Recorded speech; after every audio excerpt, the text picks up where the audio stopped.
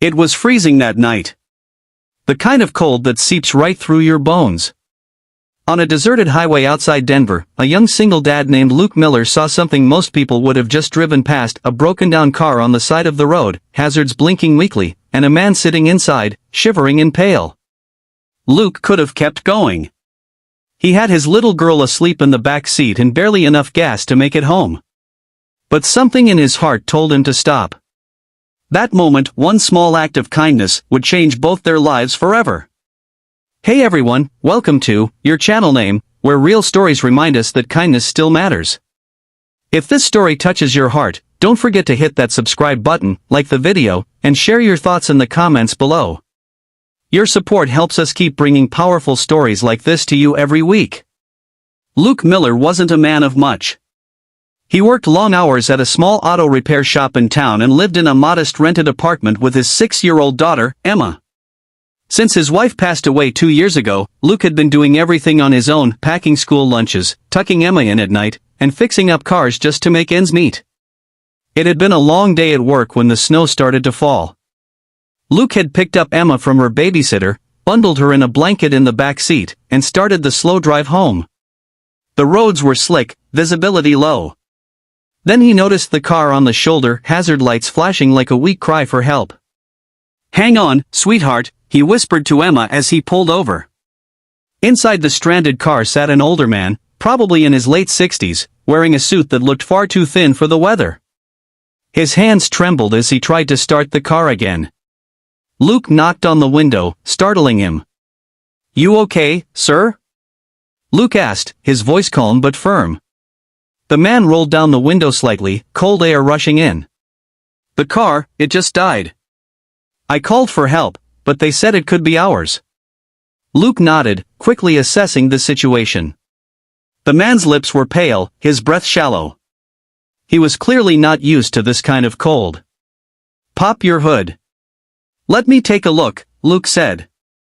Within minutes, Luke was under the hood, flashlight in hand, snow melting on his shoulders. The problem was simple: a dead alternator. Without it, the battery couldn't keep the car running. There was no way this man was going anywhere tonight. Luke helped him out of the car and into his truck, where the heater was running full blast. Emma stirred in the back seat, rubbing her eyes.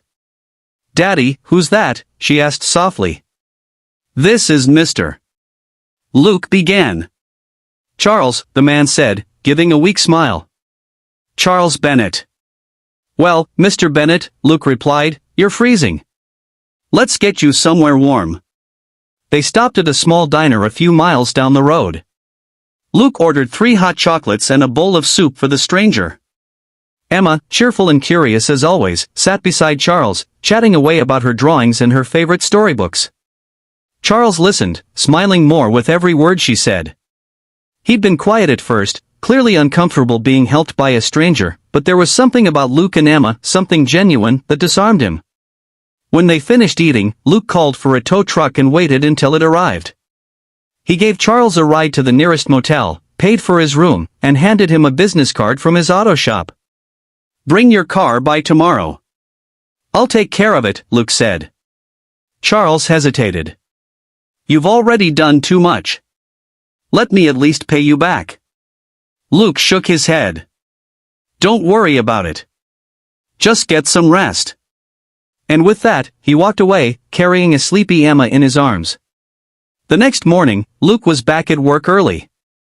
The same tow truck pulled into the shop, dropping off the fancy black sedan he'd seen last night. True to his word, Luke got to work immediately, replacing the alternator and checking every wire twice. By noon, the car was ready. When Charles arrived, he looked like a completely different man, freshly shaved, neatly dressed, and grateful beyond words. "How much do I owe you?" he asked, pulling out a checkbook. Luke wiped his hands on a rag and smiled. "Let's call it even. You already bought Emma that hot chocolate." Charles chuckled, shaking his head. "You're a good man, Luke. There aren't many like you anymore." Luke shrugged. Just doing what anyone would do. But Charles knew better. A week passed. Life went back to normal for Luke and Emma: morning cereal, bedtime stories, and weekends at the park. He didn't think much about the man he'd helped. Until one Friday afternoon, a sleek black limousine pulled up outside the shop. Everyone stopped what they were doing. Out stepped Charles Bennett, except this time, Luke noticed the security detail and the insignia on the car door. It turned out Charles Bennett wasn't just a businessman. He was the Charles Bennett, CEO of Bennett Industries, one of the largest corporations in the state. "Luke," Charles said warmly, walking up to him. "I've been looking for you." Luke blinked, wiping oil from his hands. "For me? Why?" Charles smiled and handed him an envelope. Inside was a check enough to pay off his debts, buy a house, and secure Emma's future. "I don't need your money," Luke said quickly, handing it back. "I didn't help you for a reward." "I know," Charles replied.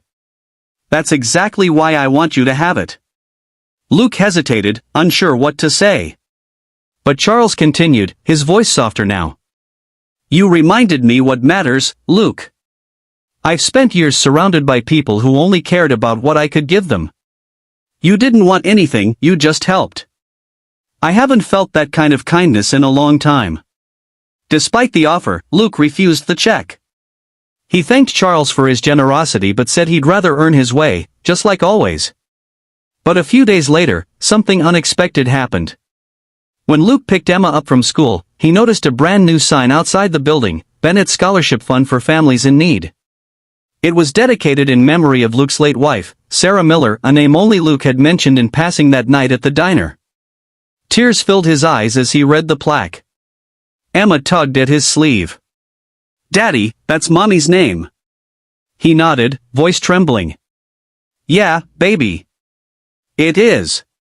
From that day on, dozens of children, including Emma, received full scholarships, meals, and supplies, thanks to the kindness Luke had shown a stranger on a snowy night. Years passed, and though Luke never sought attention, word spread about the mysterious mechanic who'd once helped a billionaire without asking for a dime. Reporters tried to track him down, but he quietly declined every interview. He didn't want fame or fortune. He just wanted to raise his daughter right, to teach her that the smallest act of kindness could ripple further than she could ever imagine. And in a way, that's exactly what happened. Emma grew up watching her father live by that lesson. She went on to study social work, dedicating her life to helping others. Every time she handed a meal to a hungry family or comforted a scared child, she carried a piece of that cold night with her, a night when her dad proved that kindness needs no audience, no reward, and no spotlight.